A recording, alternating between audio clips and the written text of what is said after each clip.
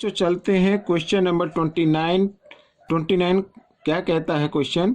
12 workers can construct A room in 7 hours. ठीक है बच्चों, यहाँ पर एक रूम को कंस्ट्रक्ट किया, बनाया गया है, तो 12 वर्कर ने उसमें काम किया तो 7 आवर्स लगे। तो how many workers will be needed, तो हमें बताना है कि कितने वर्कर की जरूरत होगी in all after constructing the same size room in 2 hours. यदि इसी साइज का रूम हमें 2 आवर में फिनिश करना है तो कितने वर्कर चाहिए, तो ज़्यादा वर्कर चाहिए। तो यहाँ पर बच्चों एक तरीके से टाइम जो है वो कम हो गया है और कम टाइम में हमें वही वर्क करना है तो हमें ज़्यादा वर्कर चाहिए।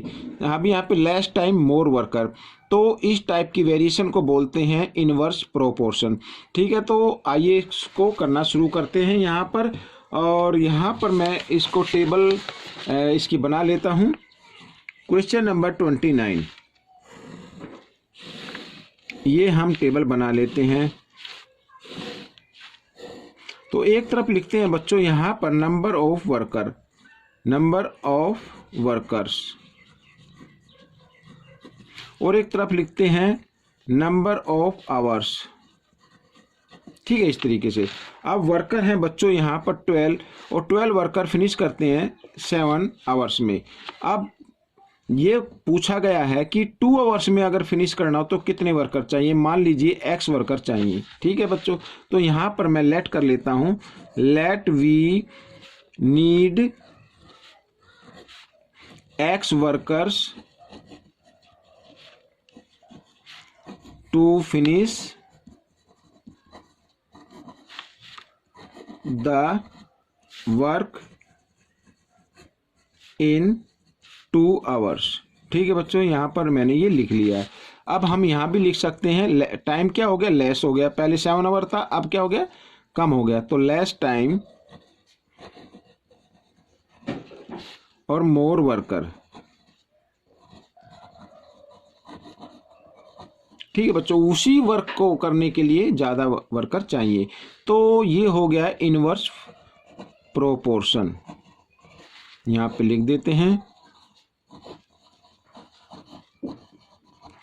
तो यहाँ पर रेशो ऑफ वर्कर जो लिखना है हमें वो डायरेक्ट नहीं लिखना है, इनवर्स में लिखना है। ठीक है, यानी x रेशो 12, और यहाँ पर रेशो ऑफ आवर्स ये तो डायरेक्ट लिखो 7 रेशो 2।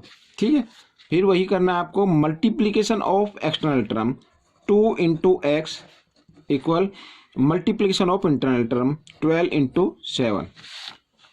तो x की वैल्यू निकाल रहे हैं 12 इंटू 7 यहाँ पर बाई 2, क्योंकि इधर मल्टीप्लाई की फॉर्म में, इधर आकर ये डिवाइड की फॉर्म में आ गया। तो 2 1 जा 2, 2 6 जा 12। अब 7 6 जा या 6 7 जा 42। ठीक है, इस तरीके से। तो हमें 42 वर्कर्स चाहिए, ये आपका आंसर आ गया बच्चों। यहाँ पर मैं यहाँ पर लिख देता हूँ। ठीक है, इतने वर्कर हमें चाहिए।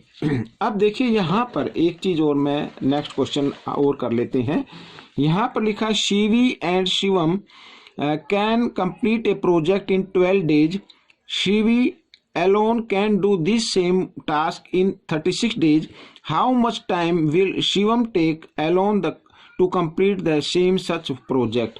ठीक है, यहाँ पर कहने का मतलब क्या है कि शिवी और शिवम किसी प्रोजेक्ट को 12 डेज में फिनिश कर देते हैं, कंप्लीट कर देते हैं। अगर शिवी उसे अकेला करता है तो 36 डेज लगाता है। तो हमें बताना कि शिवम उसे अकेला करे तो कितने दिनों में फिनिश करेगा। ठीक है बच्चों, क्वेश्चन आपने देख लिया, आइए करना शुरू करते हैं। तो यहाँ पर बच्चों हम लिखते हैं क्वेश्चन नंबर 30। ठीक है, लिख लेते हैं शिवी एंड शिवम। ठीक है, कैन कंप्लीट। बच्चों यहाँ पर मैं वर्क लगाता हूँ। ठीक है, कंप्लीट ए वर्क इक्वल 12 डेज। अब इस टाइप के क्वेश्चन में आपको करना क्या होता है, आपको 1 डे का निकालना होता है। ठीक है, तो हम लिख लेते हैं नीचे Shivi and Shivam can complete